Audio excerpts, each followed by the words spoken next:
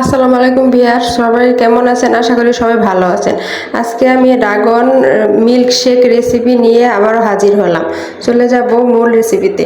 এখন আমি একটি ড্রাগন ফল, বড় সাইজের ড্রাগন ফল নিয়ে নিয়েছি। এটি ভালোভাবে খোসা ছাড়িয়ে নিব। দু টুকরো করে নিয়েছি, ভালোভাবে খোসা ছাড়িয়ে নিচ্ছি।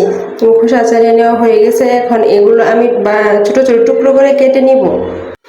তো ড্রাগন ফলের কালারটা অনেক সুন্দর, তাই না ভিউয়ার্স? তো যার যার এই কালারটা পছন্দের সবাই কমেন্টে জানিয়ে দিবেন।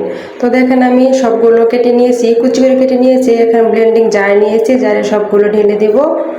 এখন আমি 1 কাপ দুধ নিয়েছি, ফ্রিজের ঠান্ডা দুধ নিয়েছি, তাই এরকম একটু দানা দানা, সমস্যা নাই।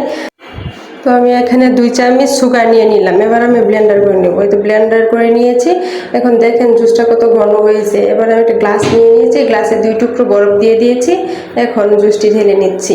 তো জুসটা ডালা শেষ হয়ে গেছে। এখন আমি একটা ড্রাগন কুচি কেটে রেখেছিলাম, সেগুলো ভিতরে দিয়ে দিচ্ছি। চামচ দিয়ে নাড়াচাড়া দিয়ে দেখিয়ে দিচ্ছি কতটা ভালো হয়েছে। দেখে বুঝতে পারছেন খেতে কত মজার হতে পারে। এখন আমি এখানে একটা স্টিক দিয়ে দিব, জুস খাওয়ার মতো একটা স্টিক দিয়ে দিব।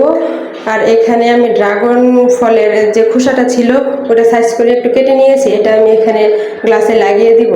তো দেখতেই পাচ্ছেন ভিউয়ার্স কতটা সুন্দর হয়েছে। তো বাসায় একবার এরকম করে ট্রাই করলে আমার কমেন্ট বক্সে নিশ্চয়ই কমেন্ট করে জানাবেন সবাই। তো ভিউয়ার্স, আশা করি কেমন লাগলো আমার ভিডিও। এমন আরও নতুন নতুন ভিডিও পেতে আমার চ্যানেলটি সাবস্ক্রাইব করে দিবেন। আমি আবার নতুন নতুন ভিডিও নিয়ে আপনাদের মাঝে হাজির হব। তো আমি এখানে আরেকটি ছোট জার নিয়ে নিয়েছি। তো এখানে বাকি মিল্কশেকটা আমি এটা জারের ভিতরে ঢেলে দিব। এটা এখন ফ্রিজে, নর্মাল ফ্রিজে আমি রেখে দেবো, রেখে তারপর খাবো। তো সবাই আশা করি আমার ভিডিও ভালো লেগেছে। তো সবাই অনেক অনেক বেশি ভালো থাকবেন, সুস্থ থাকবেন এবং পরিবারের বড়দের খেয়াল রাখবেন। আর আমার জন্য বেশি বেশি দোয়া করবেন। আল্লাহ হাফেজ।